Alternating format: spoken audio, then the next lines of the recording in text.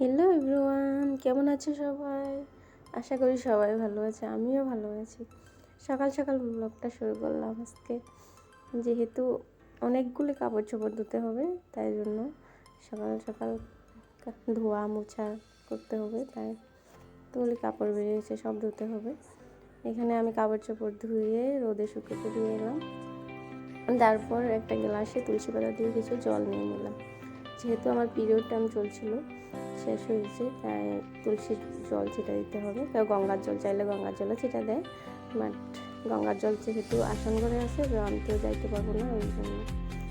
আর কিছু জিনিস আমরা মায়ের থেকে পাই, যেহেতু আমার মা এই জিনিসগুলো করতো, যে স্নান শেষে এই কাজটা, তো আমরাও কিছু পেয়েছি, যেটা আমার মার থেকে আমি পেয়েছি। আর এদিকে আমার ছেলের সঙ্গে একটু দুষ্টামি করতেছিলাম।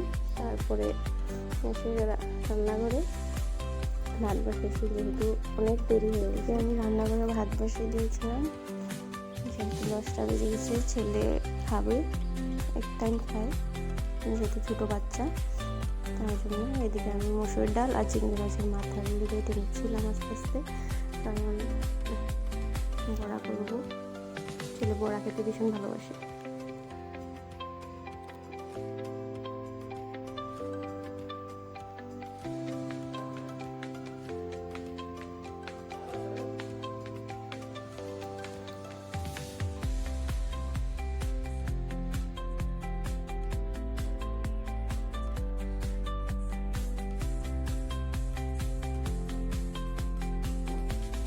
এদিকে ভাতটাও হয়ে গেছে, একটা মাছ ঝালাই নেব। তারপর যে এদিকে চিংড়ি মাছের মাথা, মসুরের ডাল, কাঁচা লঙ্কা, পেঁয়াজ দিয়ে বড়া ভেজে নেব।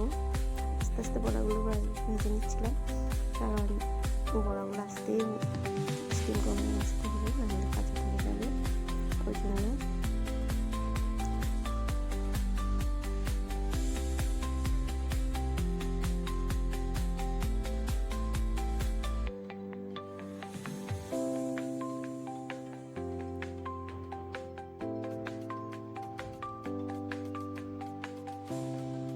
এই যে এদিকে বড়া ভাজা হয়ে গেছে, আর ছেলের জন্য ভাত নিয়ে নিচ্ছিলাম একটু, বেগুন ভাজা দিয়ে আর বড়া দিয়ে। আর এদিকে কতগুলি বাসন জমেছে,